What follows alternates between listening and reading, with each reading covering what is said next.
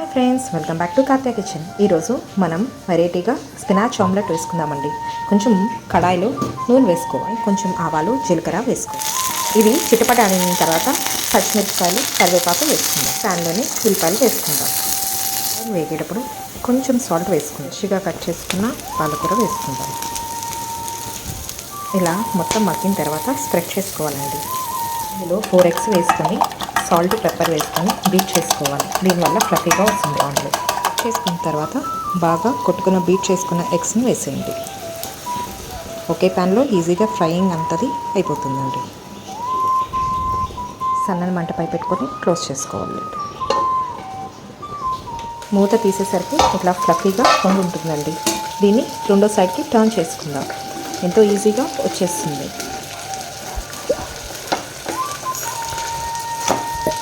అంతే.